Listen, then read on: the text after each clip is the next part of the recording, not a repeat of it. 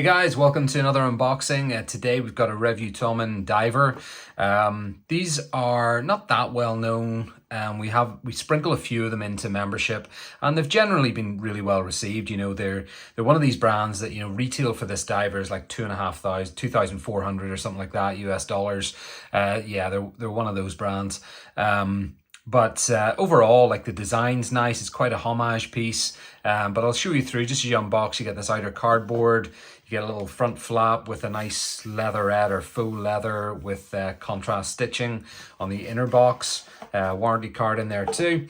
I'll talk through a little bit about my experience with the brand and what you get for your money, both just in general and also a few issues that I've seen that I want to discuss, particularly with this actual unit.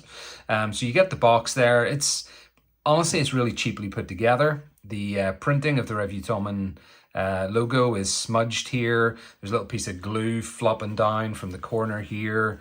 The inner cushion, if you could call it that, or just kind of watch roll thing, is cheap and it doesn't fit. So you get the watch rolling around in there. The cushions and stuff are kind of dinged in the side, and that's not to do with the watch. That's just obviously manufacture. So it's not a great first impression. You know, it just slips and slides around.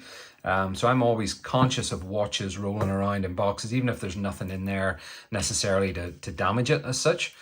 So yeah, you can see it's a pretty standard homage piece. You got the Mercedes hands, very much kind of Submariner look. Overall applied indices, you get the aluminium or aluminum bezel insert. Very nice rich blue in this. I thought this was a really nice look with that beautiful silver sunray dial contrasting with the blue. It's a really, really classy look. I'm not a big Mercedes hands fan, but that's me. Other people love them. That's all good. But overall, the watch it's a nice piece. There's a good weight to it. It's of course a good look. Side profile wise is a little bit less homagey. Case is a 42mm and it's about 12.5mm tall. It has longer, thinner sides than you would expect out of a homage piece, which I think is a good move. Something a little bit different, quite sort of reminiscent of like Steinhardt, the way they do their homage pieces. So thinner and longer, sort of pointier. I've got a stamped crown there, which is nice. Polished sides, brushed top of lugs, brushed stainless steel bracelet with a very slight taper as you go down. Same on the other side. Clasp is really, really basic and pretty hard to open, which I don't like. You know, yeah, it's you know, it's milled here, so you get the Revue Thommen logo. This clasp idea is not great at all. It's very hard to open. It's sort of rigid. You get a couple of micro adjustments there, which is fine. I would expect maybe 5 or more in there just to make it a little bit more flexible. The bracelet itself is fairly good quality. You know, nice, thick, well brushed. It's got push pins, which is probably the norm at a sub $1,000 mark, but I would expect and hope for screw links for a watch that's supposed to retail at $2,500. So I'm gonna kind of ding it for that one. Case back is super plain, if you can see it at all. I'll try and get a bit of light on it. It's super plain, but quite nice little indents. And you got the Revue Thommen logo there, water resistance, Swiss made, sapphire crystal, all those material things that you would expect. Inside then is powered by a Sellita SW200, which is fine and good for that price point. Overall, the build is fairly good. It's got a funny old bezel mechanism. It's weirdly kind of poppy. I don't know if you can hear that. Kind of poppy, notchy, not like sort of bad quality or anything. It perfectly lines up, which is good.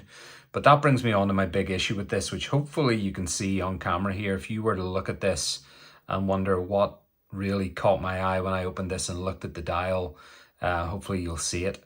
But gorgeous dial, as you can see. It's got that lovely sunray effect, which just in silver is really unique. There's a big issue on the dial for me. Not huge, like, but it's an issue. As you'll see the second hand go round, you'll hopefully notice it in about 2, 1, if you hadn't already.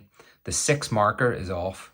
It's sitting over to the left by probably, I don't know, 5 degrees, but it's very, very noticeable. And when I look at it, it's actually not plugged in the dial. There's a little sort of recess hole for it, and it's not kind of plugged in there. So you see it sort of sits up a little bit from the dial and then over to the left. So that is super disappointing. You would not expect that. If they're trying to say that these are worth $2.5 grand, which of course they're not, but if they were trying to do that, that's not what you would expect. And in fact, I wouldn't expect it of a $400 watch or a $300 watch.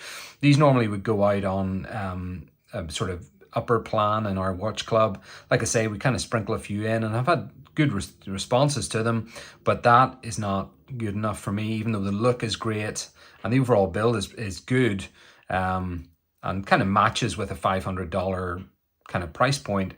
That's not acceptable to have a dial piece kind of coming off. I know, you know, these things happen in manufacture. We can't say too much about it. It happens with every single brand out there, to some degree or another. And so it's unfortunate, it's frustrating, but it does happen, and it's really up to them to kind of fix it and just make sure that the quality is there and the quality control is there as much as anything. So that's my downside of this. The overall look of the watch is great, very pretty. That sunray dial is great. The aluminum blue insert is lovely. The applied indices are well done in general, outside of the 6. I like the detail on the dial with the writing. I'm a big fan of sort of the more detail, the better, to my mind. I know a lot of people kind of get a bit upset about more writing on dials. Hand kit, like I say, wouldn't be for me, but the dial itself is just stunning in the light. Really, really has that gorgeous sunray effect. As I say, bezel action is sort of weird and poppy, but not sort of bad quality. It's not notchy or gritty or anything like that.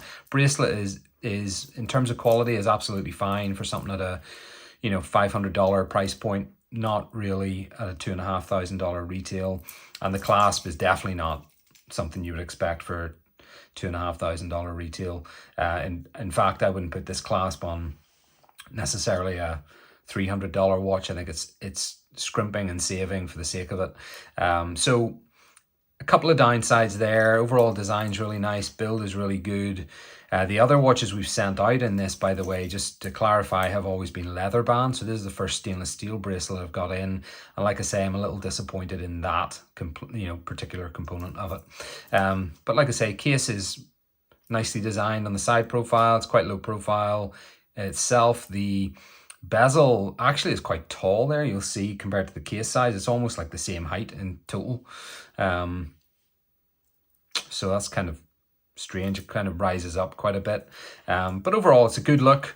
It's decent quality. A few downsides, and of course that dial marker being off is a big frustration, but there's a lot of good to this. The dial itself, the applied indices for the most part, bezel insert, the date window is nicely cut out and framed there, a little kind of bevel around the sides, which is nice. That's the Revue Thommen Diver 42mm case. Very wearable piece. Gorgeous colorway. You get tons of different colorways in this, so you check out their website, you'll see all the different variations. But thanks for watching as always, guys. Let me know your thoughts if you've had any experiences with Revue Thommen. Handsome looking piece, just a bit of a shame with the quality control. Take it easy, guys. I'll see you in the next one.